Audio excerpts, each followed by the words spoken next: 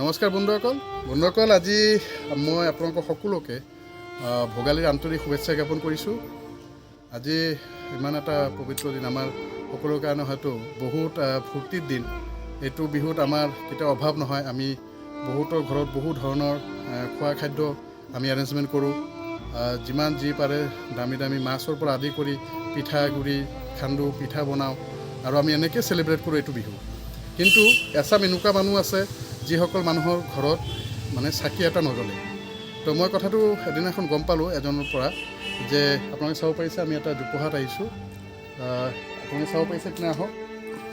এইটো ঘৰত চাওক থাকে এইজনী আমাৰ খুৰী, তেখেতৰ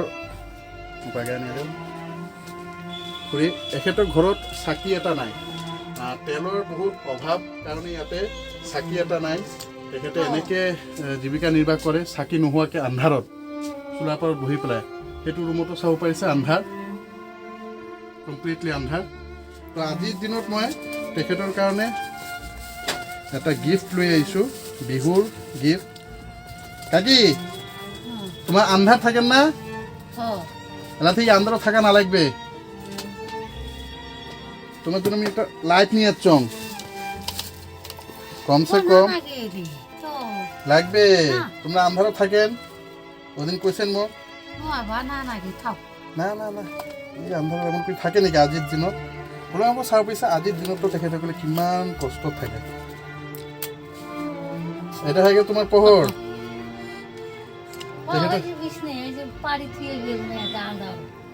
তেখেতৰ মুখত হাঁহি আহিছে। এইখিনিয়ে মই বিচাৰিছোঁ। চাৰ্জে এটা সোলার রোদত দিয়ে দিলে চার্জ হবে, ঠিক আছে? রোদত খাই দিবেন, চার্জ হয়ে যাবে। আর যদি তোমার কি হয় মোর বাড়িতে দিয়ে আসলে দিনটা চার্জ দিয়ে ফির আসে রাতে তোমরা নিতে পাবেন। পোহর ঠিক আছে না? হ্যাঁ, তাহলে গোটা পোহর দেখছেন।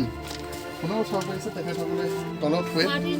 এই চাওক মাটিত এনেকৈ শুৱে, কম্বল এটা নাই। তেখেতে কৈছিলে কম্বল এটা নাই। এই যে তোমাৰ যে কম্বল এটা নাই, তো সেইকাৰণে তেখেতৰ কাৰণে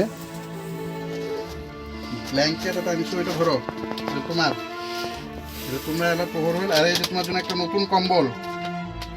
তোমার কাছে না ঠান্ডা থাকেন, ওই জন্য তোমার জন্য আমি একটা কম্বলও নিয়ে আসছি। আরে কিছু না হয়, এগুলো কম দামি কিছু না হয়। এগুলো তোমার ঠান্ডা পাওয়া না লাগে, ঠান্ডা না পেলে না হয়।